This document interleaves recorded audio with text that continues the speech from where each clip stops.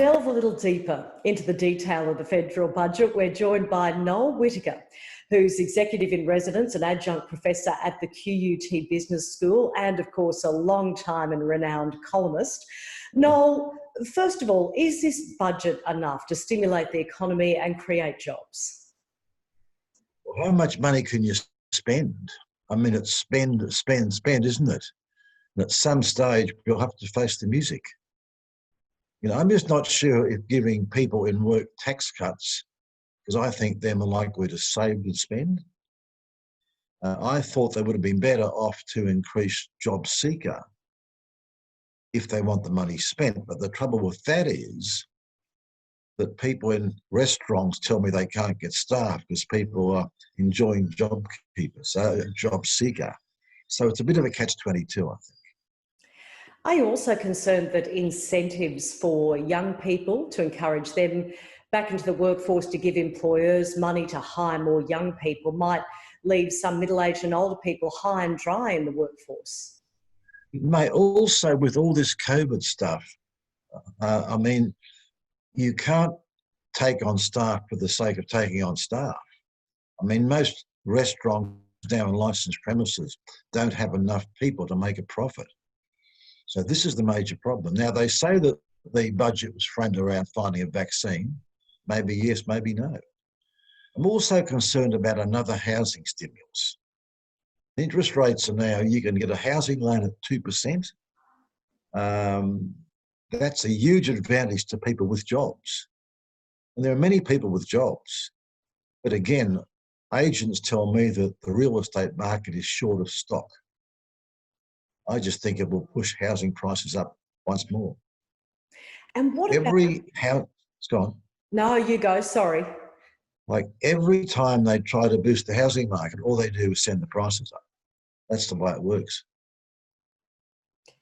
And Noel, what about superannuation? There seem to be just a few tweaks around the edges announced in the budget.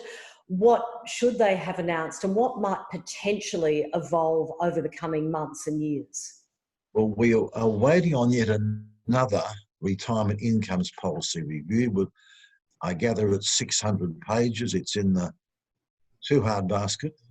We had one in 2015, so these things keep on coming in and nothing seems to happen.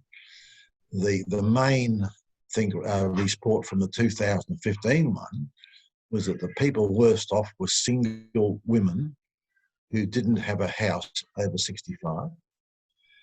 And so we got back then to affordable housing. And I see all the hows today are, well, they didn't mention affordable housing. Also that the superannuation concessions always favour the wealthy. Well, I guess they always have, but that's the way it goes, I guess.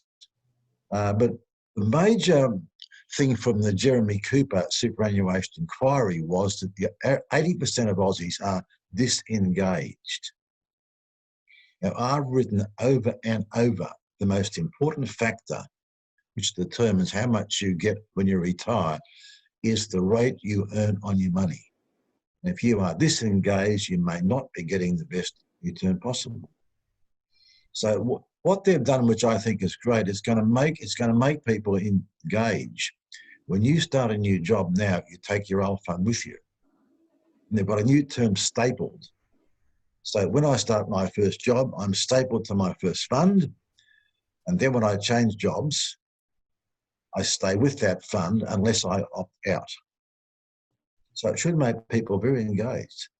Also, if you're a good boss and you get new staff, you could encourage them to unstaple from their existing fund and staple to a better fund. Plus, the tax office is going to have a portal about best performing funds. Because if you accept the premise that the net rate of return is the major factor, a major part of that's fees. So by chopping 1% off the fees, you're adding an awful lot to the end in 30 or 40 years' time. You make a lot of sense. Thanks so much for your time, Noel Whittaker. Thanks, Tracey.